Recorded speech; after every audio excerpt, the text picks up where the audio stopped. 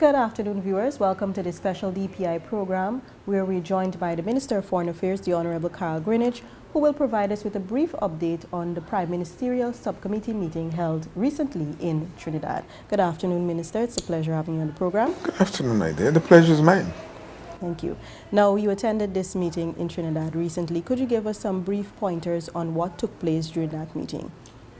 The meeting was called by the Prime Minister Motley of Barbados, who has responsibility for CSME matters. In other words, she chairs this quasi-cabinet responsible for matters to do with the CARICOM single market and economy. And the last meeting that we had, the meeting which was held in Montego Bay, reviewed progress in relation to the CSME and I think undertook to use their best efforts to try and move the process along. In truth, governments recognized that this was a valuable goal that they set themselves, an important project. And whilst there were problems, it was agreed that none of those problems was, or together they were not insurmountable and should not stop us moving forward on the CSME, which is a device for ensuring that very small economies don't find themselves tossed from or hither and thither like flotsam and jetsam in the sea. And so this meeting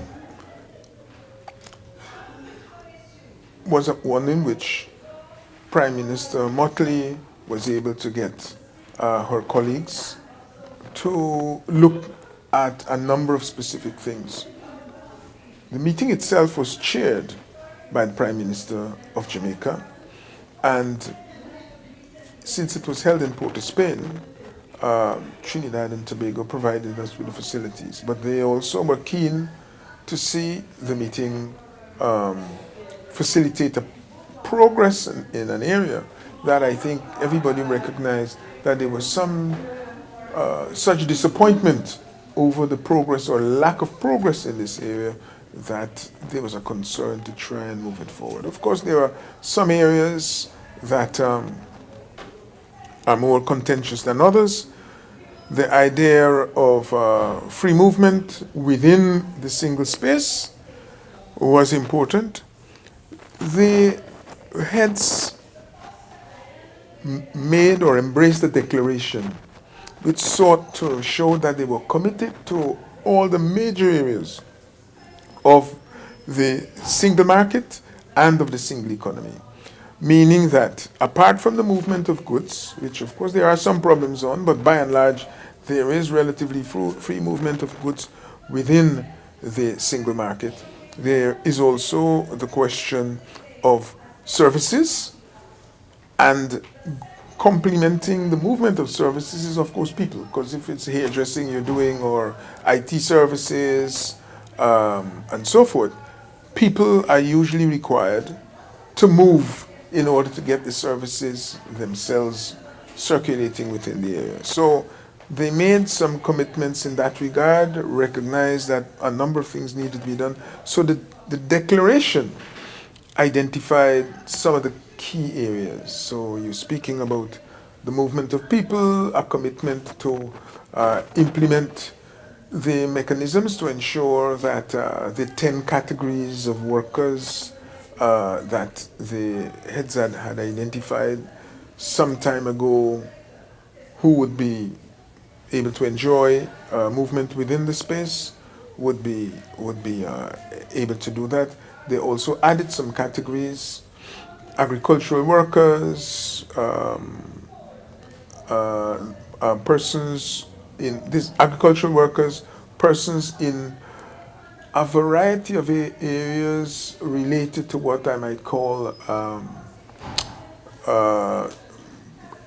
the fashion and related areas, whether they do to do with barbering or hairdressing or coiffure, the sorts of things that young ladies and increasingly young men now also, these are the services that they enjoy and and they acquire. So these were added, and they also discussed the need to ensure that infrastructure is properly in place. So they're going to explore what is needed to ensure that you have one ICT space.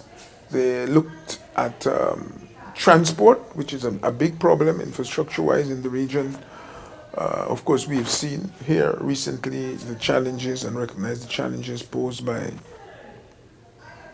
airline or the inadequate airline services, not so much infrastructure, but primarily services, and also maritime infrastructure. Guyana is one of the places that's very seriously affected by this because nothing of any weight moves out of Guyana without having to be transshipped, because we are generously covered in rivers, but those rivers also happen to have rapids along them, and navigating up them for any distance, certainly beyond 60 miles, is a difficulty, and even in their estuaries, some of them are very shallow, so major ocean-going vessels can't use them.